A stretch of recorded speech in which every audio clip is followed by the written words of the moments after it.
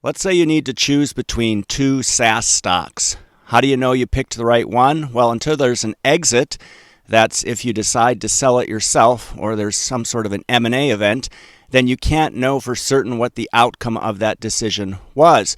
So the best way to approach investing in any sort of an asset class is to have a strategy. So when you look at stocks, we have a simple set of rules. So no pre-revenue bullshit.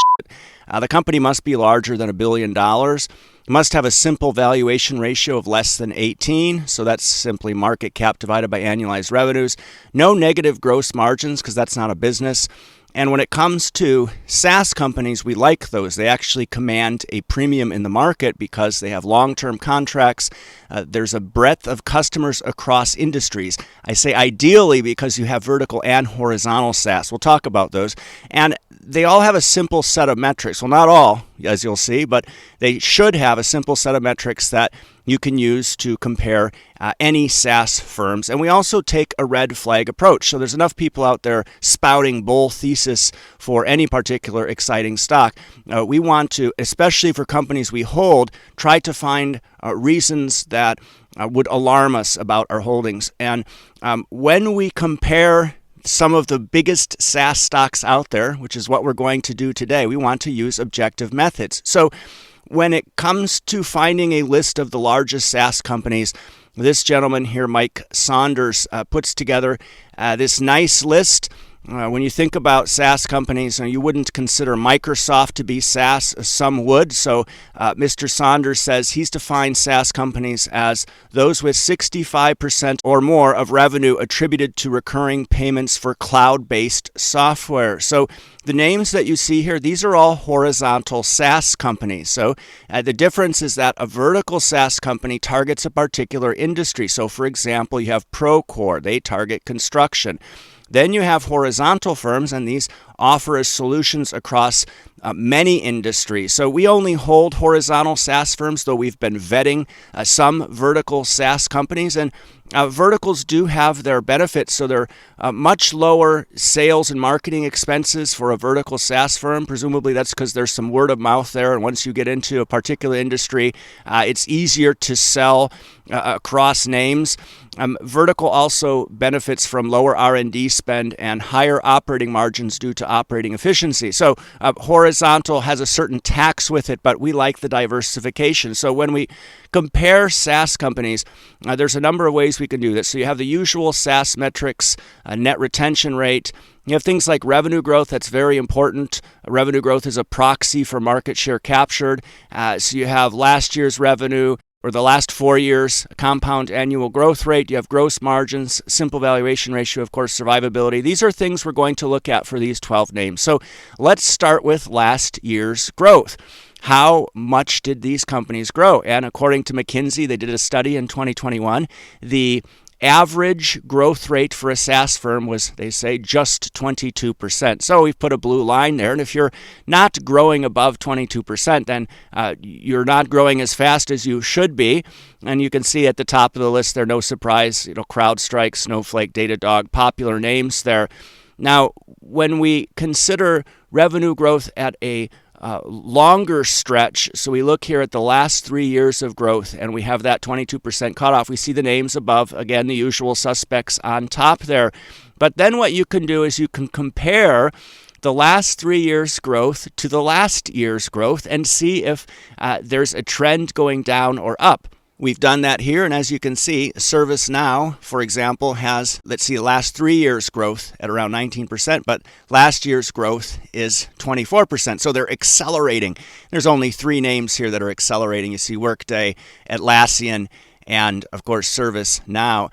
So one thing that everybody will want to compare, and that's perfectly normal, is performance. So we're going to take a brief backwards look at performance. Now, if I told you that Workday is up 363% since their IPO, that sounds impressive, but the first question you should ask is, well, compared to what?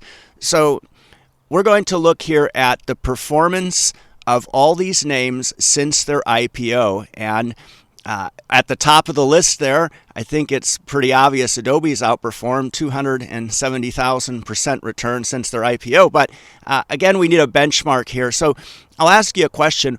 what's the worst performing company in the above list? And you'd probably say, well, Snowflake. And that isn't necessarily a bad thing because these are all quality companies. We want to buy them as cheaply as possible. It's not Snowflake. So when we use a benchmark, as we always should, you can see here we've simply used QQQ. And in cases where it didn't have enough history, we simply used the NASDAQ. You see the IPO date for all these firms. Then we've subtracted the performance of the company.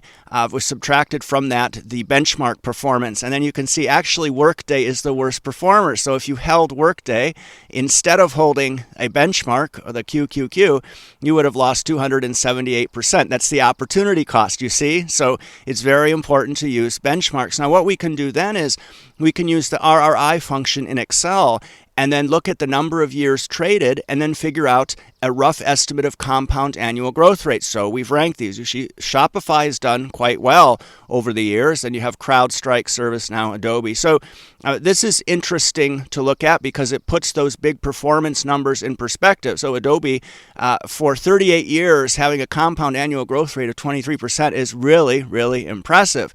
Now, the next thing that we want to look at that's very important when we consider investing in any firm is their potential for profitability. We don't expect them to be profitable. A positive gross margin shows that you have a business. If you're selling something for less than it costs to produce, you're subsidizing somebody. That's a charity. It's not a business. So high gross margins are good. You can see at the top here, Autodesk, Adobe, Atlassian, going down the list.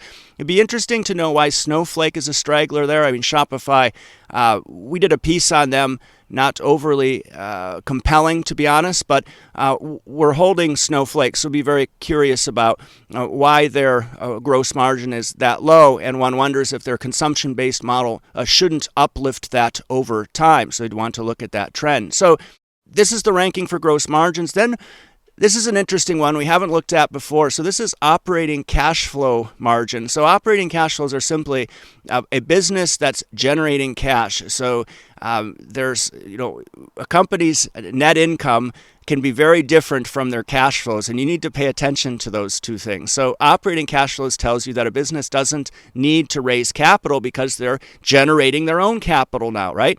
So we simply take revenues, divide that by operating cash flows. We get operating cash flow margin. You can see that here on the right. Again, Shopify's is quite low. There's no surprise there.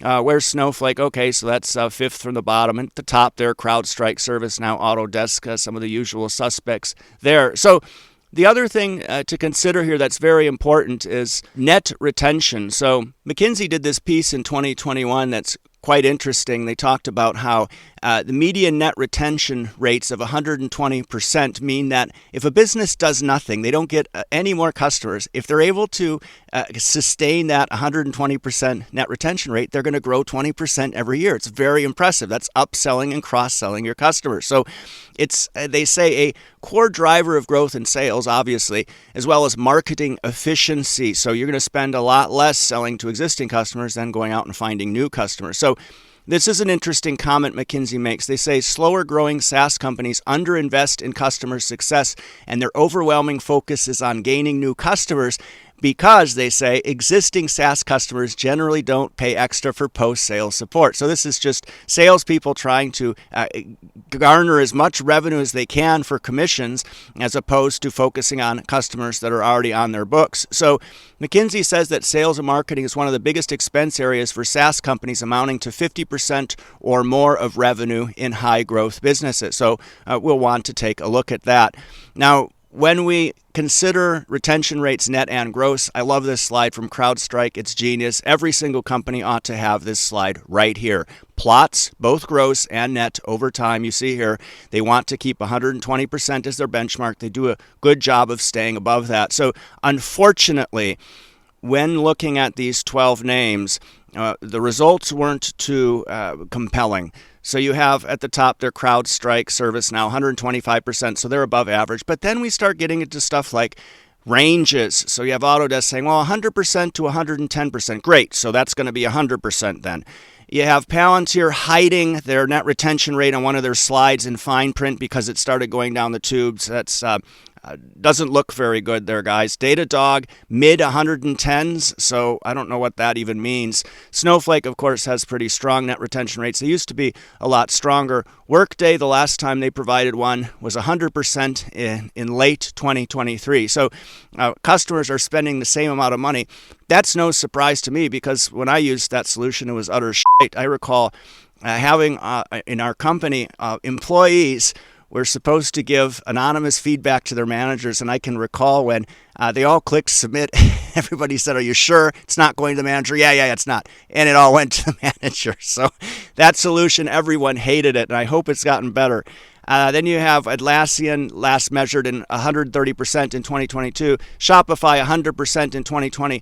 Companies that stop reporting this stuff, you have to wonder why. So let's talk a little bit about sales and marketing as a percentage of revenues. Remember, we said that SaaS companies have upwards of 50% according to McKinsey, and that horizontal SaaS somewhere around 44% is what that previous slide showed. So I've just drawn a line there, and you see heavy sales and marketing spend at the top there from Snowflake, Palantir, and CrowdStrike. So Snowflake is certainly growing like mad, and so is CrowdStrike. As for Palantir, they're spending a lot on sales and marketing, but are they growing as fast as they should be? Well, their answer is going to be that all these AIP demos are going to result in revenue growth. Well, we'll see. We certainly hope that's the case. That's what everybody is saying these days. They're going to start growing revenues from AI. Well, we need to see that. So when we look at R&D as a percentage of revenues, this is just something that was easy to throw up when we were looking at the sales and marketing.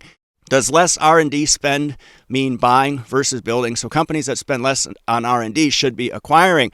Well, if you are spending a lot on R&D, you better be upselling a lot of new features. And if you're doing that, you better have high net retention rates. So that would make sense there for Snowflake at the top with their high net retention rate, and Atlassian as well, that they're building a lot of new functionality for existing customers. Now, when it comes to picking a winner from these big SaaS stocks, you ultimately need to decide what stocks to invest in. Everybody wants somebody else to do the hard work for them. Well, you need to have a strategy first, and you need to invest with conviction. Now, for us, when it comes to disruptive tech investing, which is a lot different from dividend growth investing, those are the two strategies we run with. Revenue growth is one of the most important factors. As I said, it's a proxy for market share captured. If you're not growing, you're not disrupting. So existing customers, those are going to be the easiest way to increase sales. So net retention rate's very important. When companies don't provide that, that's a red flag. So when you decide on a particular SaaS stock, you decide with conviction. Make sure to subscribe, because we're going to do an upcoming piece on Intuit. And most of the names we've talked about today, we've done videos or articles on. So you can search our website for those or our channel. And we're holding 2 names on the list. I told you what one of them is. And there's also another name on this list that we'd like to hold at the right price, which is a good segue into talking about simple valuation ratio. As I said, market cap divided by annualized revenues. You see here, Datadog, Palantir, and CrowdStrike are very rich. We have a simple valuation ratio cutoff that sits at 3 times our catalog average. What we do is we calculate this for around 200 disruptive tech stocks. We take that average. It was 6 the last time. It doesn't move that sharply in either direction. It was 6. 3 times that is 18. We won't pay more than 18 for a company. Now, you can set your own rules, right? But this is a good gauge to use to monitor how hype takes over some of these names. And here you can see this is a slide from a piece we did on AI hype showing how NVIDIA's simple valuation ratio there, that's where the red line shows our cutoff, and it shows how that's spiked, no doubt. And it shows how Palantir's has because of AI hype. All the instant analysts out there that post a video every 5 minutes about Palantir's every move, that's certainly going to draw a lot of attention when you have thousands of people doing that. So Palantir has become quite hyped, and other names as well. You see SoundHound, we did a piece on that. And that's actually a good segue into this piece we did on AI hype. You ought to watch that next. It touches on some of the names we talked about today. Make sure to subscribe to our channel, support our work. Thanks so much for taking the time to watch this today.